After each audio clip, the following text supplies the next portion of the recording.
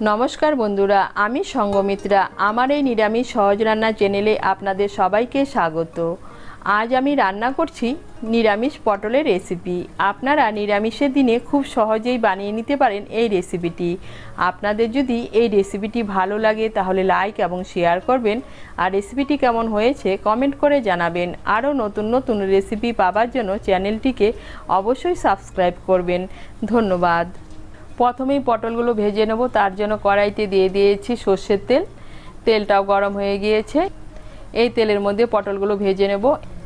এখানে আমি 250 গ্রাম পটল নিয়েছি। পটলগুলো মধ্যে আমি সামান্য একটু খোসা রেখে দুপাশে হালকা করে চিড়ে নিয়েছি। চিড়ে নিয়ে সামান্য একটু নুন আর সামান্য একটু হলুদ গুঁড়ো মেখে রেখে দিয়েছিলাম। এখন এই তেলের মধ্যে পটলগুলোকে লাল করে ভেজে নিচ্ছি। আঁচটাকে মিডিয়াম করে পটলগুলোকে লাল করে ভেজে নেব। পটলগুলো ভাজা হতে হতে এদিকে আমি একটা মশলার পেস্ট বানিয়ে নেব। তার জন্য এখানে নিয়েছি 1 মুঠো চিনিবাদাম আর নিয়েছি 1 টেবিল স্পুন পোস্ত। এর মধ্যে নিয়ে নিচ্ছি 1 টুকরো আদা আর 2টো কাঁচা লঙ্কা। এগুলো দিয়ে একটা পেস্ট বানিয়ে নেব।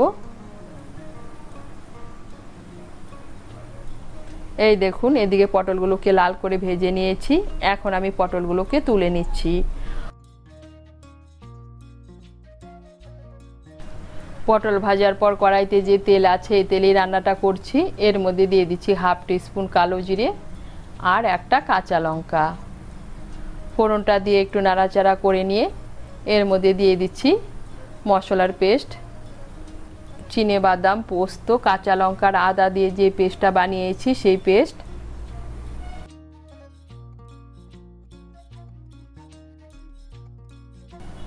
দিয়ে দিচ্ছি মশলার বাটিটা ধুয়ে সামান্য একটু জল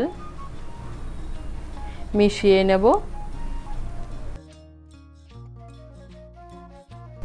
মিশিয়ে নিয়েছি।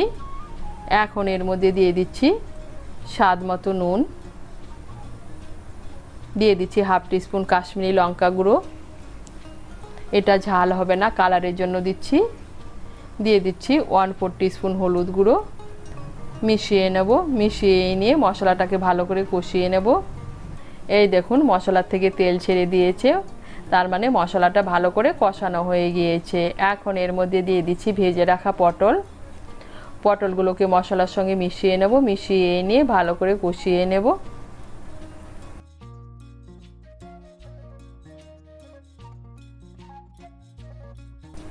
পটলগুলোকে মশলার সঙ্গে ভালো করে কষিয়ে নিয়েছি। এখন এর মধ্যে দিয়ে দিচ্ছি জল।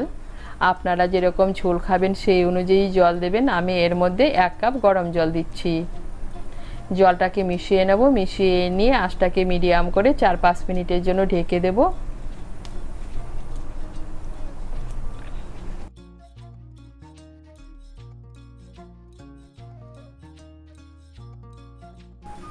আঁচটাকে মিডিয়াম করে 4-5 মিনিটের জন্য ঢেকে দিয়েছিলাম।